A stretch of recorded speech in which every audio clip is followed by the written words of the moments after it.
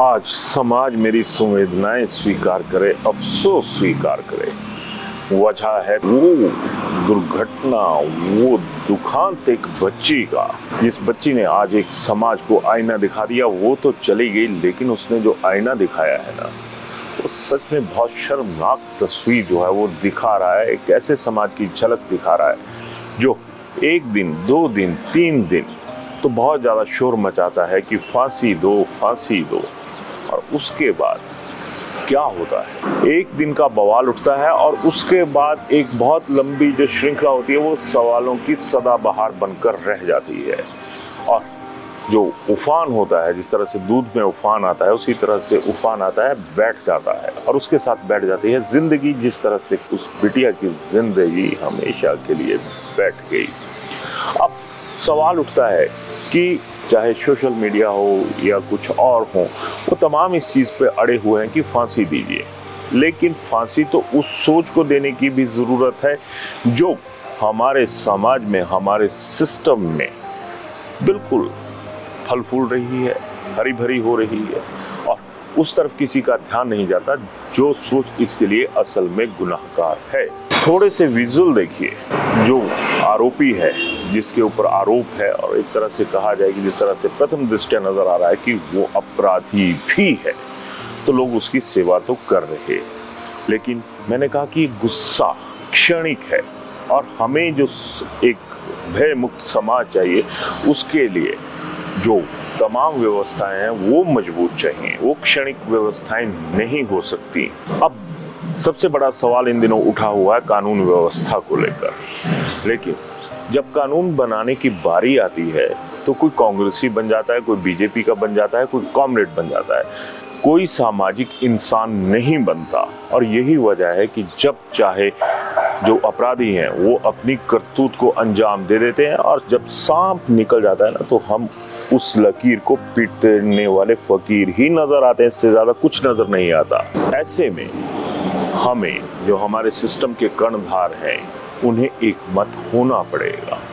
उन्हें समाज को बहुमत अपनी सोच का देना होगा, पार्टी लाइन से ऊपर उठकर। जिस तरह से मैंने पहले कहा कि हमारा क्षणिक आवेग होता है, आज सिया बिटिया नहीं रही। क्या आपको याद है कि इससे पहले एक बिटिया और थी, गुड़िया? आज वो गुड़िया किसी को याद है क्या? क्यों ऐसा माहौल बन चुका है कि बिटियाओं की बलि होती चली जा रही है, और हम बलि वेदी के आसपास एक तरह से कहने की, जिस तरह से पुरानी कहानी होती थी कि नरभक्षियों ने पकड़ लिया, बलि वेदी पे बलि चढ़ा दी, और जंगली लोग उसके आसपास डांस कर रहे हैं या फिर अपने वो कर रहे हैं। इससे ज़्यादा समाज की भूमिका रही कहाँ पे है? और बड़ी बात की जो कानून व्यवस्था है उसकी भूमिका कहाँ पर है? क्योंकि जब तक डर नहीं होगा ना, तब तक कोई नहीं डरेगा। भय का वातावरण भी जरूरी है, खासकर कानून व्यवस्था को सुचारू रखने के लिए। अब हम पुलिस को दोष दे देते हैं, हम किसी और को दोष दे देते हैं। क्या कभी हमने, समाज के लोगों ने सोचा कि ये जब व्यवस्थाएं हमारे लिए हैं तो उसका चाहे गुण हो या दोष हो, उसके लिए हम जिम्मेदार हैं? और आज की डेट में तो हालात ऐसे हैं कि दोष हम लोगों पर ज्यादा आता है। जब ऐसी घटनाओं, ऐसी विविध घटनाओं के खिलाफ कोई कानून आता है ना, तो राजनीति शुरू हो जाती है, समाज नीति कहीं नहीं रहती। फांसी दो वाला कानून भी तो हो जाना चाहिए। फिर क्यों उसके विरोध में सत्ता पक्ष, विपक्ष और जो दूसरे दल हैं, वो ऐसे दल में घुस जाते हैं जिस दल में सिवाय मौत के कुछ नहीं है। और ये जिस क्षणिक गुस्से की मैं बात कर रहा हूँ, वो क्षणिक गुस्सा जो है ना, उससे काम नहीं चलेगा। हमें एक मजबूत गुस्सा भी चाहिए और उसके मजबूत रिजल्ट्स भी चाहिए होंगे। व्यवस्था परिवर्तन की बात पिछले 3.5 साल से हिमाचल में चल रही है। क्या व्यवस्था परिवर्तन ऐसी जगह पे जरूरी नहीं है जहां पर हमारी आधी दुनिया, जिसे महिलाएं कहा जा सकता है, उनके लिए कोई एक मजबूत व्यवस्था परिवर्तन हो? उसके लिए जो बयानबाजी होती है ना, वो ना हो। वहां पर आपके कर्म नजर आने चाहिए, बीजेपी के भी, कांग्रेस के भी और समाज के भी। कम से कम आवाज बुलंद करिए ताकि जो हमारे सियासत के कर्णधार हैं उनके कानों में भी कोई जोड़ रहेंगे और एक ऐसा मजबूत कानून बने कि आदमी डरे कि हम करेंगे तो उसका खामियाजा इस तरह से भुगतना पड़ेगा। मैंने सत्ता पक्ष और विपक्ष की बात करी, अब थोड़ा सा फ्लैशबैक में चलते हैं। शायद 2015-16 के बाद से ही जो चिट्टे की बात आनी थी वो हिमाचल में शुरू हो चुकी थी और 2015-16 के बाद 2026 तक कितनी सरकारें आई, कितने सिस्टम आए, कितने चले गए, हम लोग कहाँ पहुंचे। ड्रग्स और चिट्टे का जो इस वक्त साम्राज्य फैल चुका है ना, उसमें हमारे जो सिस्टम का साम्राज्य है वो दब गया है। अब होता क्या है, ये जो आरोपी है जिसके, या मैं तो यही कहूँगा कि जिस तरह की परिस्थितियाँ सामने वो अपराधी है, आगे जांच में क्या होगा वो अलग विषय है, लेकिन चिट्टे की बात तो यहाँ पे भी निकल के सामने आ गई। क्या चिट्टा रोका? क्या जिस तरह से ड्रग्स की बात हो रही है उस पर कोई लगाम लगी? आपके चिट्टे के आरोपी धरे जाते हैं, फिर आप कहते हैं कि जेलें भर गई। अरे जेलें तो हम लोगों की वजह से, हमारी नालायकी की वजह से, समाज की डर की जो भावना है उसकी वजह से भर रही है। क्या चिट्टे से जुड़े हुए लोग, चिट्टे के व्यापारी इतने हावी हो चुके हैं कि हमारा सिस्टम, समाज और तमाम चीजें हल्की पड़ गई है, उसके आगे वजन ही कुछ नहीं रहा? समाज की भी जिम्मेदारी है, क्योंकि समाज ही हर चीज को बिगाड़ता है, समाज ही हर चीज को संवारता है।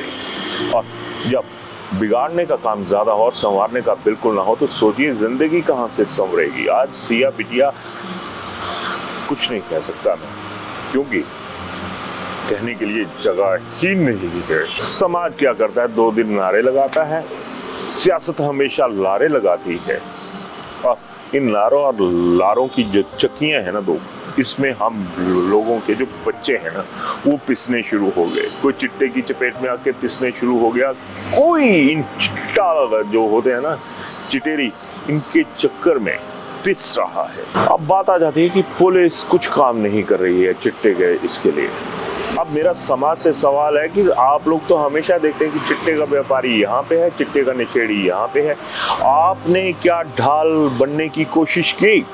अगर उसी आरोपी की बात करूं, आरोपी मेरे से, फिर मैं अपने शब्दों के लिए माफी चाहूंगा कि जिस तरह के उसके हाव भाव थे, अगर उन तमाम चीजों को देखा जाए तो क्या वो समाज की नजरों में नहीं था? क्या उसकी किसी ने कंप्लेंट की? अगर कंप्लेंट की तो उसके बाद क्या किसी ने उनसे पूछा कि भैया हमने ये कंप्लेंट की थी, इसका क्या हुआ? हमारी नजरों के सामने ये युवा जो हैं, ये अधेड़ जो हैं या जो बुढ़े हैं, ये किस तरफ को जा रहे हैं? अब जब एक युवा जमात से लेकर अधेड़ और वृद्धावस्था तक अगर ऐसे ऐसे मामले चलेंगे तो फिर बताइए समाज कहाँ चलेगा? हम और आप कहाँ चलेंगे? हमारे बच्चे कहाँ चलेंगे? क्या हम हर बार कोई अपराध होने के बाद, किसी की जान जाने के बाद विरोध प्रदर्शन ही करेंगे? अब आत्म दर्शन की जरूरत हो चुकी है। मेरा आप सबसे ये अनुरोध रहेगा कि उठिए, खड़ा होइए, एक दूसरे के साथ, पुलिस का साथ दीजिए। पुलिस को भी चाहिए कि समाज का साथ दे, जो उसके पास इनपुट आती है उसके ऊपर काम करे। और पुलिस भी तभी काम कर पाएगी क्योंकि पुलिस तो हर जगह नहीं हो सकती, समाज तो हर जगह होता है ना। फिर हम लोग कहाँ पे हैं? कितना सा दोष कितने से तबकों को देंगे? हमें अपना आत्मनिरीक्षण करने की जरूरत है। आज सिया का जो बलिदान है ना उस बिटिया का, उसकी लाज रख लीजिए। ये क्षणिक गुस्सा मत रखिएगा, क्योंकि क्षणिक गुस्से का जो असर होता है वो क्षणिक ही होता है। सोचिएगा जरूर, समझिएगा जरूर कि आखिर एक सिया बिटिया की बात नहीं है। बहुत सारी मसले ऐसे हो चुके हैं कि जो सुर्खियां तो बनते हैं, लेकिन उन सुर्खियों में कोई ऐसी चीज नजर नहीं आती जिससे ये कहें कि हाँ हमारा समाज जो है वो सुदृढ़ है, एकजुट है। ना बंटी, कम से कम नशे के खिलाफ तो एकजुट हो जाइए और समाज के लिए भी एकजुट हो जाइए। राय मत दीजिएगा, बस इतना कीजिएगा कि जो समाज के प्रति जिम्मेदारी है वो निभा लीजिएगा। धन्यवाद। हिमाचल में पहली बार भूषण ज्वेलर्स ला रहा है अक्षय तृतीया स्पेशल ऑफर, जिसमें गोल्ड प्राइस कम दिया जा रहा है, वो भी 14 अप्रैल से 20 अप्रैल तक पूरा हफ्ता। हिमाचल में ऐसा ऑफर आपको कहीं नहीं मिलेगा, चाहे शादियों की शॉपिंग करनी हो, नॉर्मल ज्वेलरी परचेज या इन्वेस्टमेंट के लिए। ये परफेक्ट टाइमिंग है, तो इस वीडियो को शेयर कीजिए और आप भी आइए भूषण ज्वेलर्स, लोअर बाजार, सोलन।